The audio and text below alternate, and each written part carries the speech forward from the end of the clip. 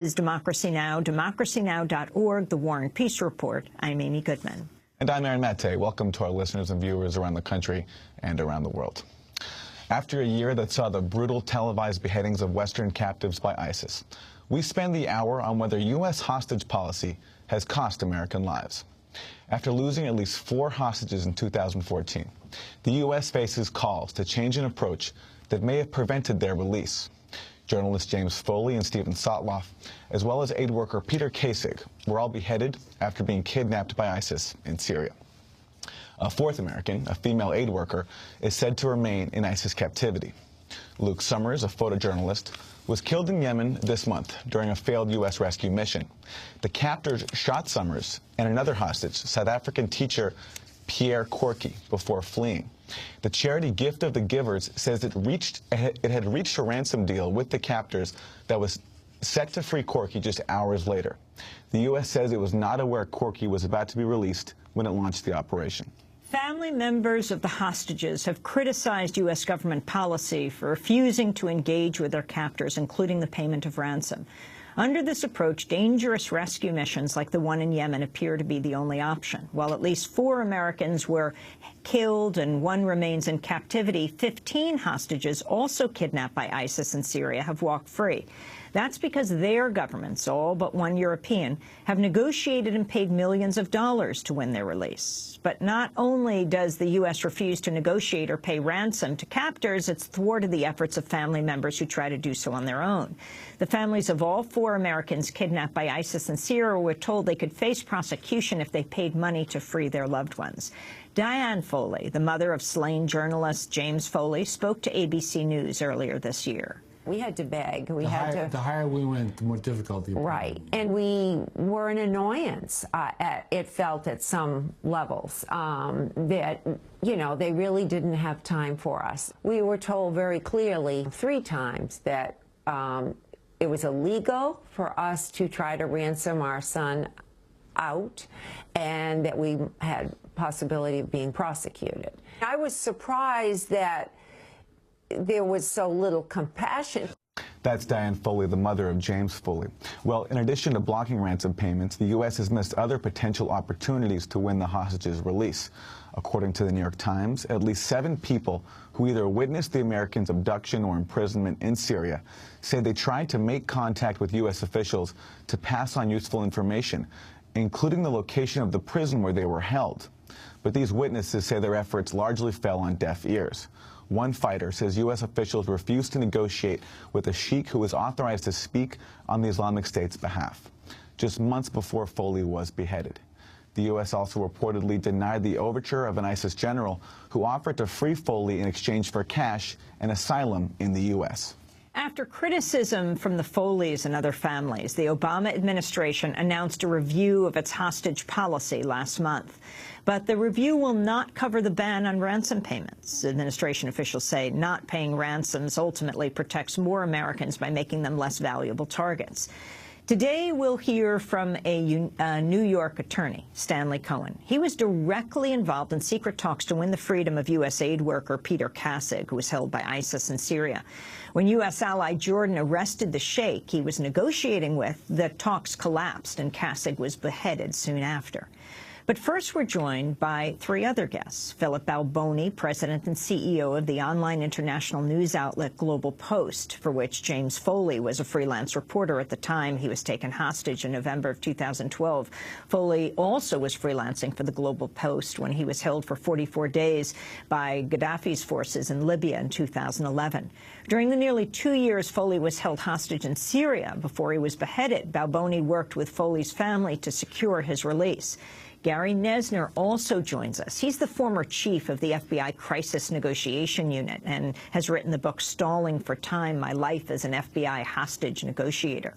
And Sarah Schor joins us. She was held prisoner by Iran for 410 days and released through negotiations in part with a third country, Oman, which facilitated the payment of $500,000 each for Sarah Schor and her 2 friends, Americans Josh Fatal and Shane Bauer.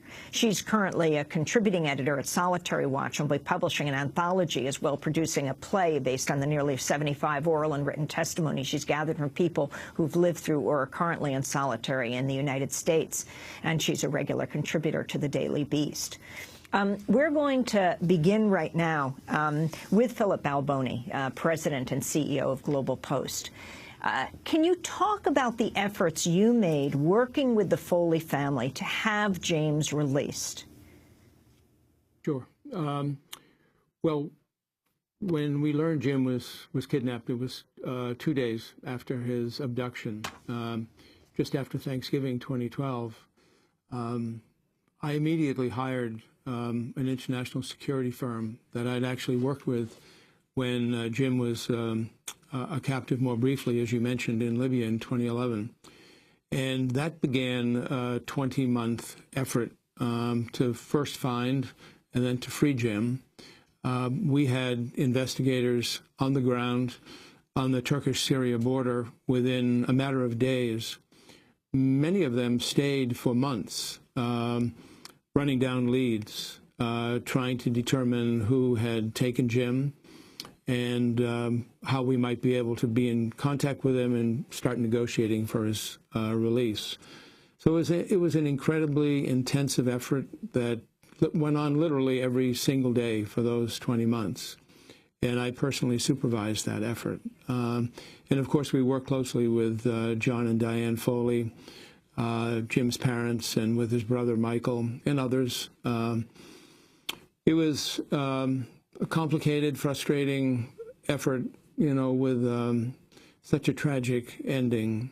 I have so many feelings and thoughts about this that they couldn't be easily encompassed in this program. Can you talk about the issue of ransom? I mean, these very damning words of Diane Foley, which she repeated on several networks, saying that she was threatened with prosecution if she were to raise money. Talk about what the U.S. said to her as well as to you, Philip Balboni.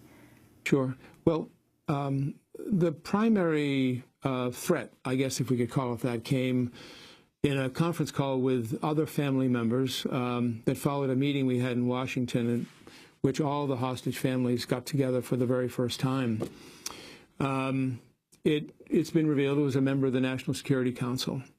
I would say that we had many contacts with the government, State Department, NSC. Diane was received at the White House at least twice.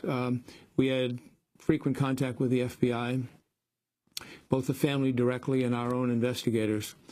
There were contradictory signals, and it's now been reported that the Bureau, Federal Bureau of Investigation, always made it clear to us that they would help and that there would be no prosecution.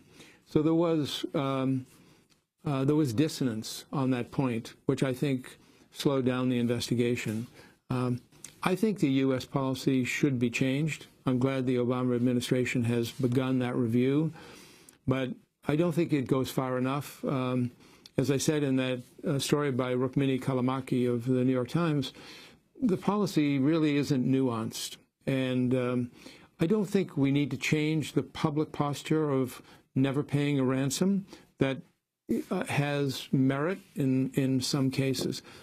But each case needs to be looked at on its merits. And I think in Jim's case, and also in Stevens and Peters, the families did want to pay a ransom. It was very difficult to raise that much money and to do the coordination, even though we were standing behind them with professional experts in kidnap and ransom. You know, I feel that we might have succeeded if the policy had been different. And, you know, that will be, you know, a lifelong regret for me. Philip, you were in touch with the captors. What did they want? Some figures in the media set up, they wanted tens of millions of dollars. Is that true? Well, there were 6 emails from the kidnappers. They stopped in late December of 2013 and never resumed until the fateful email we received on August 12th that said that Jim would be executed because of the U.S. bombing in Iraq. In the early emails from the kidnappers, they wanted 100 million euros or the release of Muslim prisoners. This was just an opening gambit, and as we now know, they did effectuate 15 ransoms for sums that have varied from, 2 to 3 million euros and maybe slightly more than that. So unfortunately, in Jim's case,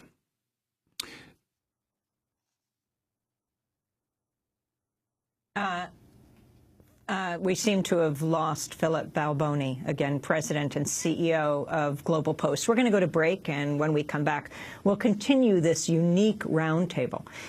Philip Balboni, again, heading up Global Post, where James Foley was a freelance reporter when he was taken hostage in 2012, worked with Jim's parents very closely in trying to gain his release. This is Democracy Now! We'll be back in a minute.